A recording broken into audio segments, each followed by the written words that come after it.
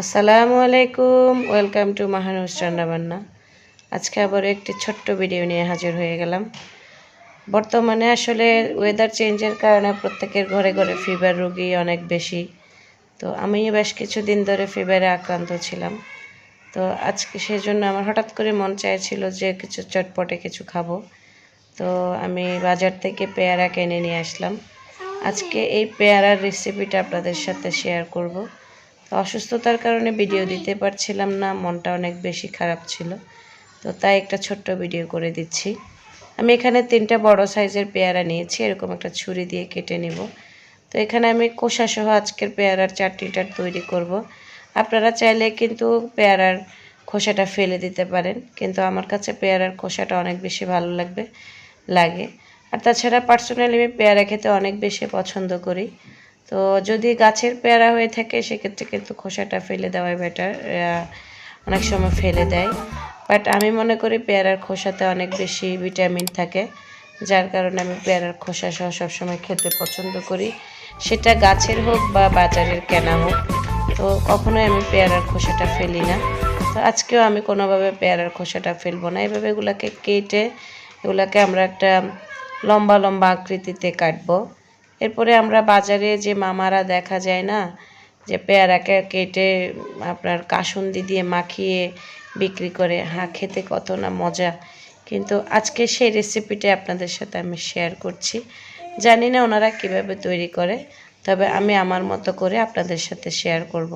তো আশা করি আপনাদের কাছে অনেক ভালো লাগবে। যদি ভালো লাগে লাইক কমেন্ট শেয়ার করবেন, আর অবশ্যই ফ্রেন্ডস অ্যান্ড ফ্যামিলিদের মাঝে আমার রেসিপিটাকে শেয়ার করে দেবেন।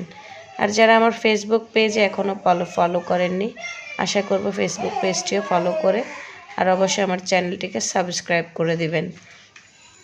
তো আমি এইভাবে এগুলোকে লম্বা লম্বা কেটে দেন আমরা এটা একটা বাটিতে ট্রান্সফার করে নেব। এভাবে আমি সবগুলোকে লম্বাভাবে কিন্তু কেটেছি, যেহেতু এগুলো দেখতে একটা সৌন্দর্যের জন্য। আপনারা চাইলে অন্যভাবেও কাটতে পারেন, কোনো সমস্যা নেই। তো আমি এরকম একটা বড় বাটিতে এগুলোকে ট্রান্সফার করে নিয়েছি। ট্রান্সফার করে দেন আমরা এখানে অন্যান্য উপকরণগুলো মিশিয়ে নেব। তো এখানে দেখতে পাচ্ছেন, আমি স্ক্রিনে দেখতে পাচ্ছেন একটা বাটিতে বা পেয়ারাগুলো নিয়ে দেন আমি এখানে তেঁতুলের আচার অ্যাড করছি। এটা আমার বাসায় তৈরি করা তেঁতুলের আচার। আপনাদের কাছে অ্যাভেলেবেল না থাকলে অন্য যে কোনো আচার দিয়ে করতে পারেন, তবে তেঁতুলের আচার দিয়ে তৈরি করলে এটা খেতে অনেক বেশি মজা হয়। তো এরপরে আমি এখানে 1 চা চামচের মতো লবণ অ্যাড করে দিলাম। এটা আপনারা নিজেদের স্বাদ অনুযায়ী দিবেন। তবে আমার এখানে 3টা পেয়ারার জন্য 1 চা চামচের থেকে একটু বেশি পরিমাণে লবণ লেগেছে। আপনারা পরিমাপটা অনেকে আবার বুঝতে পারেন না, যে প্রশ্ন আসে আপনার রেসিপি দেখব কেন তাহলে। আসলে এটা ঠিক, তবে আমি যেটা শেয়ার করি সেটা প্রফেশনাল কিছু না। আমি বাসায় যেটা তৈরি করি সেটাই আপনাদের সাথে শেয়ার করি। প্রফেশনালি সব কিছু আসলে সবসময় ঘরে অ্যাভেলেবেল থাকে না, কিন্তু সাধারণ রান্নার রেসিপিগুলো কিন্তু সবসময় ঘরে অ্যাভেলেবেল পাওয়া যায়। তো আমি এই পর্যায়ে দেখতে পাচ্ছেন এখানে 2 চামচের মতো কাসুন্দি অ্যাড করেছি। এরপরে আপনার রাঁধুনি মরিচের গুঁড়া ব্যবহার করছি 1.5 চা চামচের মতো।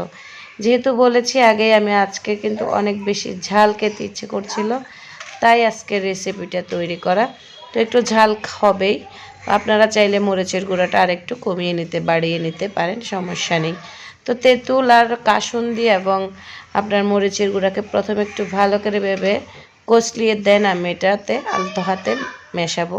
বেশি জোরে মেশাতে গেলে হবে আমার পেয়ারাগুলো ভেঙে যাবে, দেখতে তখন আর ভালো লাগবে না। তো এখন আমার মোটামুটি মেশানো শেষ।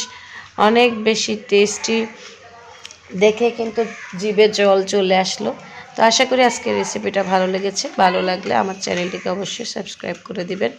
তো আজ এই পর্যন্ত, আল্লাহ হাফেজ, আসসালামু আলাইকুম।